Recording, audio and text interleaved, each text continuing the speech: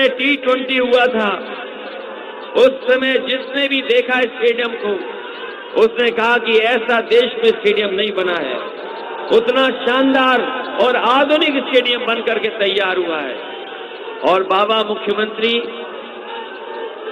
मुख्यमंत्री हैं, उन्हें कोई बड़ा काम अगर करना पड़ता है, आयोजन करना पड़ता है, तो वो अपने बनाए हुए स्टेडियम को नहीं ढूंढते हैं, आपके बनाए हुए स्टेडियम में आकर के कार्यक्रम करते हैं। बच्चों को अभी जब स्मार्टफोन और टैबलेट मिले थे, तो याद कीजिए बाबा मुख्यमंत्री ने यही स्टेडियम में आकर के कार्यक्रम किया था। उनके पास कोई दूसरा स्थान नहीं था। जिस समय ओलंपिक के खिलाड़ियों का सम्मान करना था, उस समय भी उनका कोई स्टेडियम ऐसा नहीं था, कोई ऐसी जगह नहीं थी जहां पर ओलंपिक में हमारे देश का जिन्होंने नाम रोशन किया था, उन्हें कहीं सम्मान दिला सके। यही स्टेडियम में आकर के उनका सम्मान करने का काम हुआ था।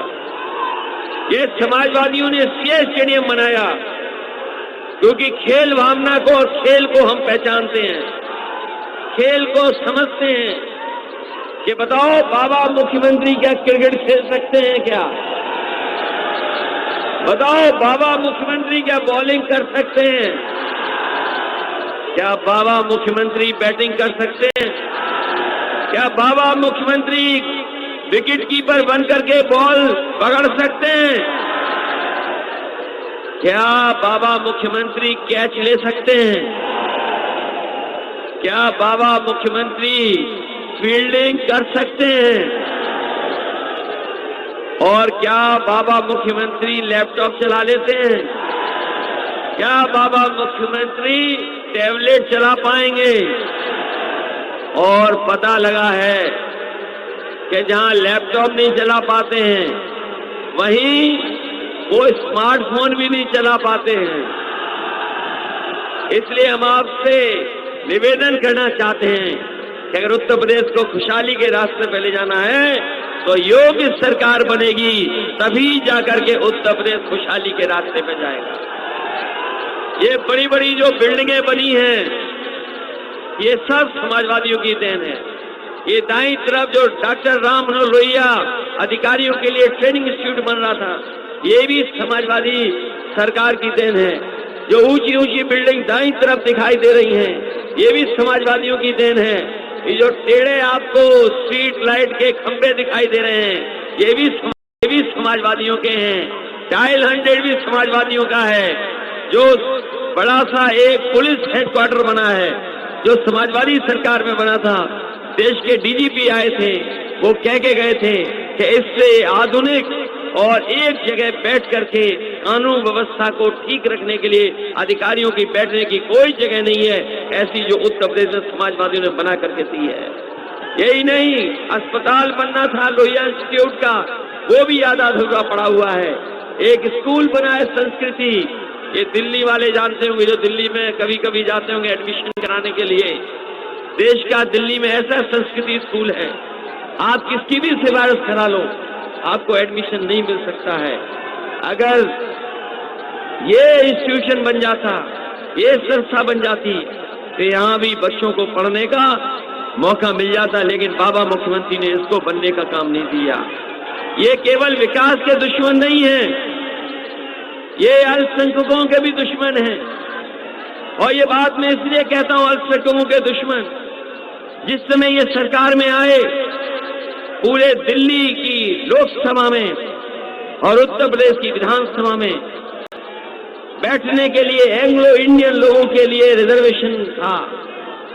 उस रिजर्वेशन को अगर किसी ने खत्म किया है, तो ये भारतीय जनता पार्टी ने। किसानों के आंदोलन को लेकर के कितने हमारे सिख भाई जो आंदोलन में गए थे, कितना अन्याय हुआ।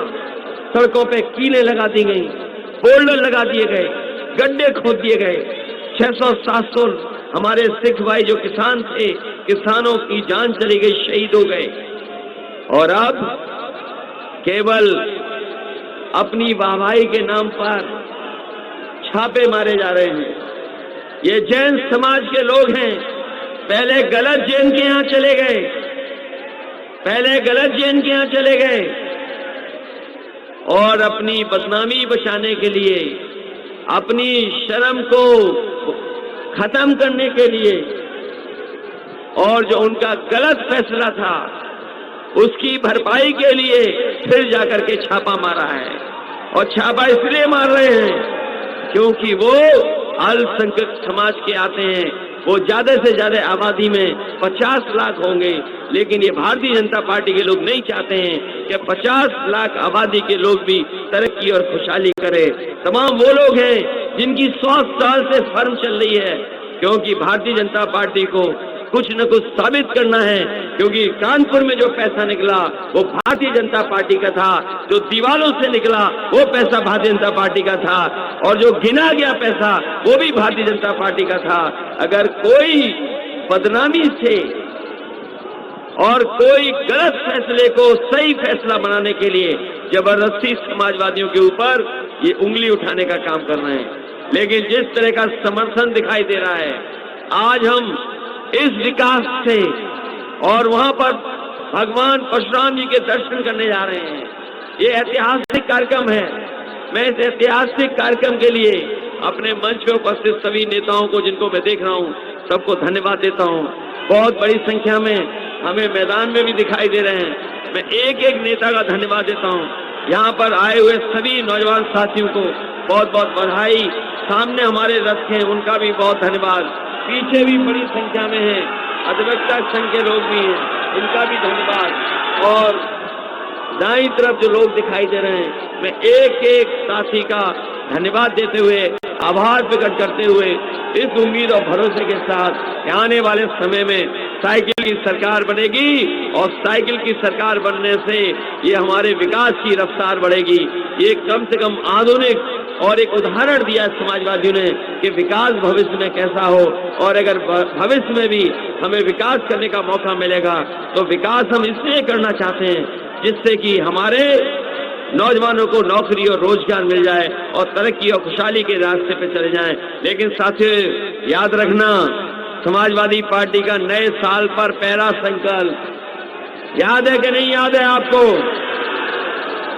कि हमारे गरीबों के लिए, उत्तर प्रदेश के लिए घरेलू बिजली 300 यूनिट फ्री देने का काम अगर कोई करने जा रहा है तो वो समाजवादी लोग करने जा रहे हैं। बताओ 300 यूनिट फ्री चाहिए कि नहीं चाहिए?